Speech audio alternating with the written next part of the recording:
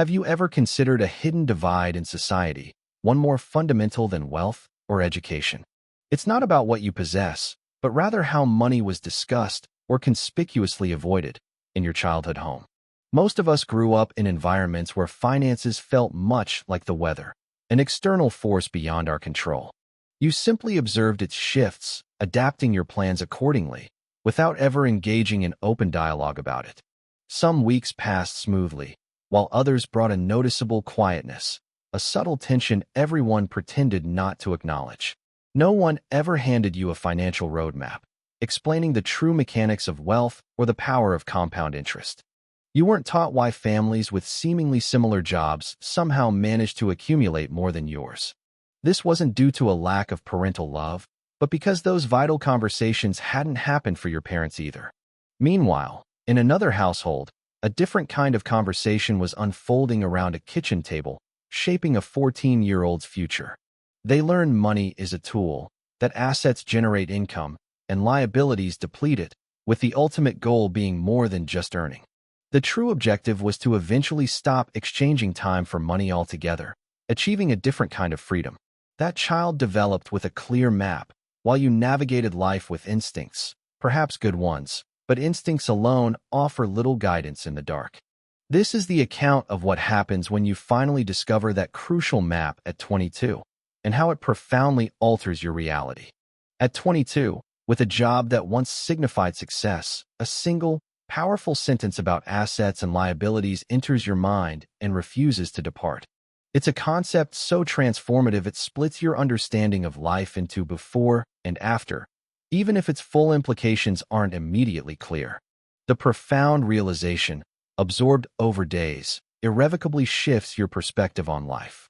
This fresh viewpoint reveals an unsettling truth. Your perceived achievements, like a better car or apartment, were actually liabilities disguised as rewards. You discover you've merely been sustaining a lifestyle, not truly building wealth, a lesson others learned years earlier. Despite the lost time, realizing this at 22, coupled with discipline, is still remarkably early for a significant change. You commit to an understated, personal decision, prioritizing the acquisition of your first asset over any new liability. This path demands patience and rejecting popular choices, yet it fundamentally alters your self-perception from spender to builder. This internal shift, though not immediately reflected financially, marks the beginning of a new identity and a different future. The second rule unveils the tax code as a deliberate system favoring investors, explaining why the wealthy often pay less than their staff. Designed by the affluent to benefit investors and business creators, the tax rules exist independently of your awareness or judgment of their fairness. Privileged individuals learn this as fundamental literacy, understanding tax-advantaged accounts, deferral strategies, and the real costs of ignorance. While you viewed taxes as an unchangeable deduction, others recognized them as a flexible negotiation between legal requirements and allowances. This fundamental difference in understanding translates into millions of dollars over a lifetime of earnings. The goal isn't to become a tax expert, but to acknowledge a financial game with unfamiliar rules and commit to learning them. Taking action, like maximizing an IRA, might seem insignificant now, but its compounded growth over decades will redefine your financial scope. As you delve into concepts like S-Corp and depreciation, you discover a CPA can be a crucial translator for the complex financial system. Spending pre-tax money on regular purchases feels like a groundbreaking discovery, yet these opportunities were always there, just outside your awareness. You weren't privy to these discussions before, but now you've gained access to this crucial financial knowledge. This brings us to Rule 3. Your network is your net worth, and you might have developed the wrong kind. While your current friends are loyal, having known you forever and always there for you, this isn't about those personal bonds. It's about a more challenging truth concerning the connections that truly drive financial progress. Children from affluent families are exposed to different conversations at the dinner table, not necessarily superior, just distinct. Adults discuss ongoing ventures, job openings, undervalued assets, and influential contacts, all of which the child absorbs unconsciously.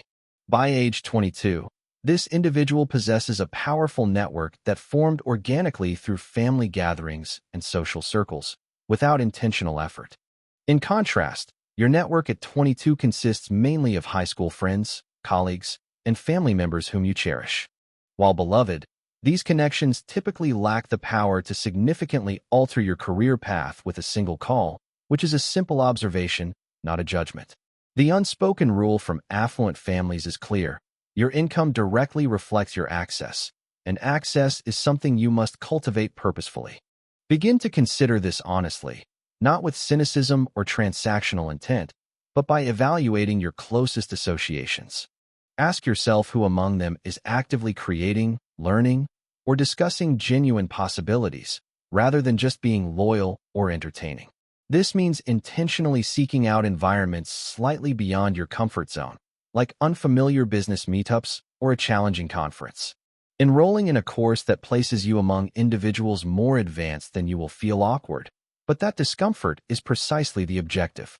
You won't instantly create a property empire or launch a startup this afternoon. However, you can begin with something, no matter how small or seemingly insignificant. This could be developing a skill you monetize on weekends or building a digital product that generates income long after its creation. Perhaps it's funding a brokerage account with just $100 a month, gradually increasing it, or creating content that earns passively. Initially, the immediate financial return of this second income stream isn't the primary goal. What truly matters is the fundamental shift in your identity, becoming someone with multiple sources of income. Psychologically, relying on a single income stream instills a subtle, often unconscious, fear. This underlying anxiety is always present. It's the quiet awareness that your entire financial stability rests on one job, one employer, or a consistently favorable economic climate.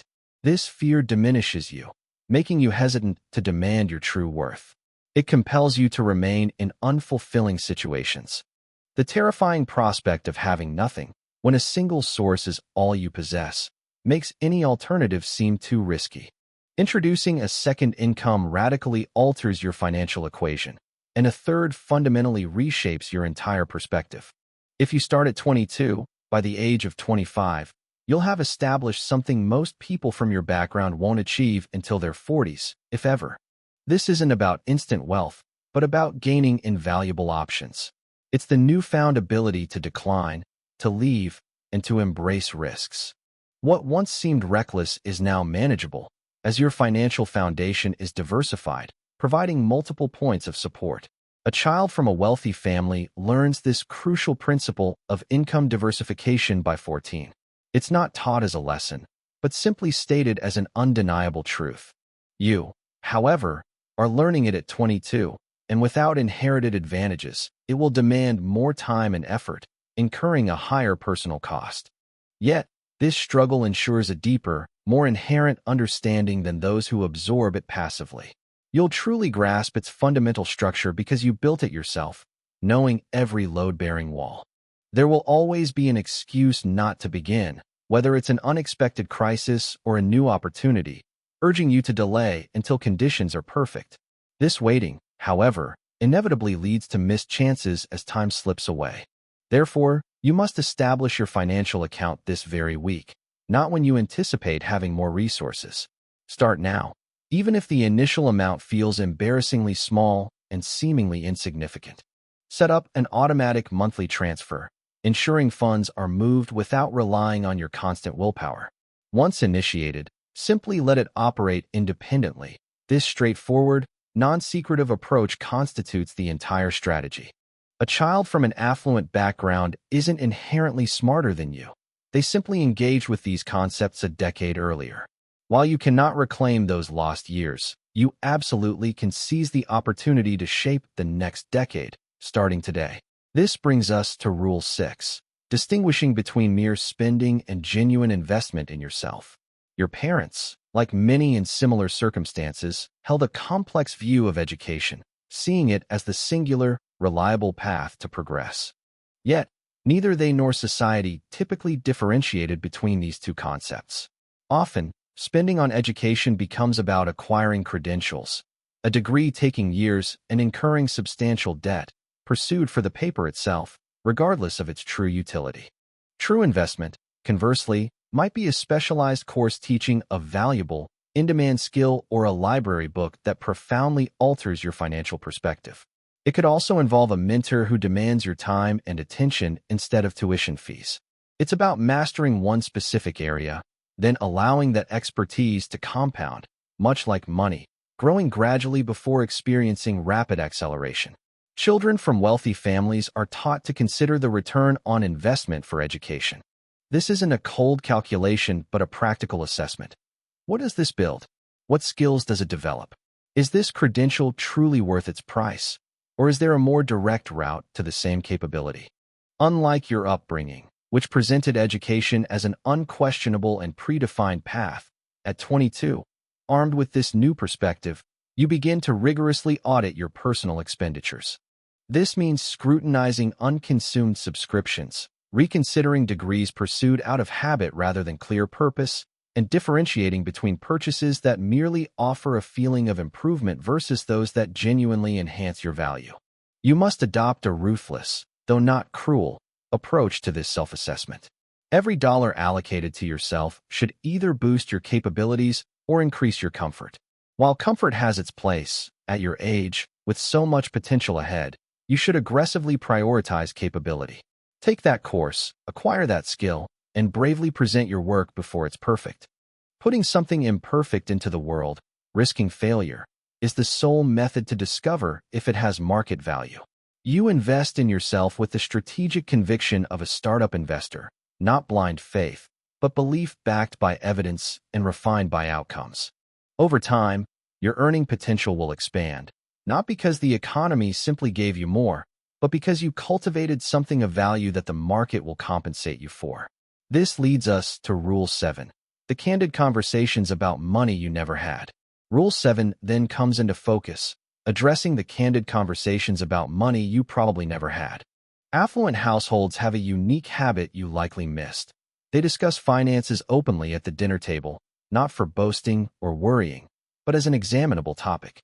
Such discussions delve into specifics, asking, how did that investment perform? What's your exit strategy for this deal? Or, why did that venture fail, and what would you alter next time? These exchanges cultivate an invaluable sense of comfort and familiarity, demystifying money as a subject with comprehensible rules rather than an unpredictable, controlling force. In contrast, your upbringing likely fostered silence, stress, or shame around money, subtly teaching you it was private, uncomfortable, and a source of tension, never curiosity. This pervasive silence carried a significant cost, not merely in knowledge, but in shaping your deep-seated emotional relationship with money, long before you could consciously articulate it. Think of the involuntary jaw tightening when the car made an odd sound, the quick change of subject at the mention of retirement, or the heavy burden of a month when expenses outweighed income.